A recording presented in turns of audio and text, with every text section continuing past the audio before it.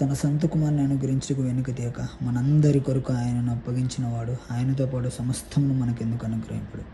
ఈ వాక్యం నేను మొదటిసారి చదివినప్పుడు నా హృదయాన్ని ఎంతో లోతుగా తాకింది. కొన్ని రోజుల తర్వాత ఈ వాక్యానికి జీవం పోసిన ఒక అద్భుతమైన సాక్ష్యాన్ని నేను చదివాను.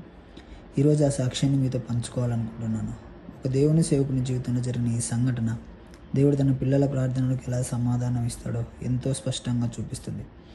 ఒకరోజు ఆయన 13 సంవత్సరాల కుమార్తె చాలా అమాయకంగా తన తండ్రితో ఇలా చెప్పింది, నాన్న, మనకింతవరకు సమస్తాన్ని అనుగ్రహించిన దేవుడు ఒక మంచి విశాలమైన స్థలాన్ని, అందులో ఒక సొంత ఇంటిని కూడా తప్పకుండా ఇస్తాడు. ఆ చిన్నారి పలికిన ఆ మాటలు ఆ దేవుని సేవకుని హృదయాన్ని లోతుగా కదిలించాయి. ఆ రాత్రే ఆ దేవుని సేవకుడు మోకరిల్లి ఇలా ప్రార్థించాడు, ప్రభువా, ఈ అద్దె ఇంటి జీవితాన్ని ముగించి మా కుటుంబానికి ఒక సొంత ఇంటిని అనుగ్రహించు. అంతేకాదు ప్రభువా, తల్లిదండ్రులు లేని నిరుపేదల పిల్లలకు ఆశ్రయంగా ఉండే ఒక ఇంటిని కూడా నిర్మించాలని నా హృదయంలో కోరిక ఉంది. అందుకోసం మొత్తం 7 ఎకరాల భూమి నాకు కావాలి. ఆ భూమిని, దాన్ని కొనుగోలు చేయడానికి కావలసిన ధనాన్ని, ఆ నిర్మాణానికి సంబంధించిన ప్రతి భారాన్ని నీ చేతిలోకి అప్పగిస్తున్నాను. ఆ రోజు నుంచి ప్రతి ఉదయం ప్రతి రాత్రి ఆయన అదే ప్రార్థనను కొనసాగించాడు. ఒక రోజు కాదు, ఒక వారం కాదు, 36 రోజుల పాటు.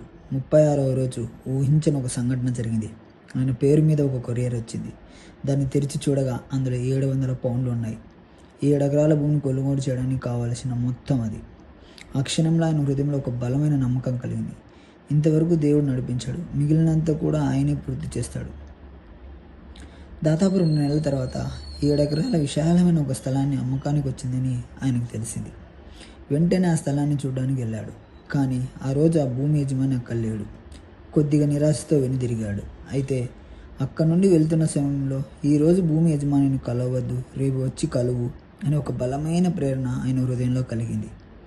ఆ ప్రేరణకు లోబడుతూ ఆయన అక్కడి నుండి వెళ్ళిపోయాడు.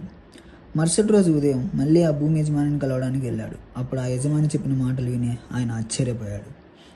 నిజానికి ఈ భూమిని ఎకరాకు 180 పౌండ్లకు అమ్మాలని నిర్ణయించుకున్నాను. కానీ నేను రాత్రి నాకు నిద్ర లేదు. తెల్లవారుజామున 3 గంటల సమయంలో ఆ వ్యక్తికే అమ్ము, ఎకరానికి 100 పౌండ్లకే అమ్ము అని ఒక స్వరం నాకు వినిపించింది. ఆ తర్వాత నాకు మనశ్శాంతి కలిగింది. ఆ మాటలు విన్న వెంటనే ఆ దేవుని సేవకుడి కళ్ళలో నీళ్లు తిరిగాయి. ఎందుకంటే ఆయన దగ్గర ఉన్న మొత్తం 700 పౌండ్లు మాత్రమే. అంటే 7 ఎకరాలకు ఎకరానికి 100 పౌండ్ల చొప్పున చెల్లించడానికి సరిపోయేంత మాత్రమే. 1 పౌండ్ కూడా ఎక్కువ లేదు. ఆ క్షణంలో ఆయనకు ఒక విషయం స్పష్టంగా అర్థమైంది. దేవుడు కేవలం డబ్బును మాత్రమే సిద్ధం చేయలేదు, భూమిని కూడా సిద్ధం చేశాడు. అంతేకాదు, భూమి యజమాని హృదయాన్ని కూడా ముందుగానే సిద్ధం చేశాడు.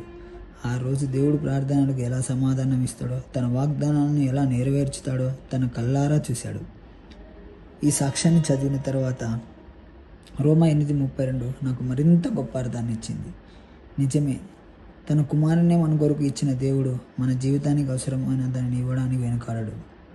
ఈరోజు మీరు కూడా దేనికోసమైనా దేవుని ఎదురు చూస్తున్నట్లయితే నిరాశపడకండి, ప్రార్థనను విడిచిపెట్టకండి. ఎందుకంటే దేవుడు మీ ప్రార్థనను మాత్రమే వినడు, మీకోసం పరిస్థితులను సిద్ధం చేస్తాడు. ఆయన సమయం వచ్చినప్పుడు ఆయన వాగ్దానం నెరవేరకుండా ఉండదు. దేవునికే మహిమ కలుగును గాక.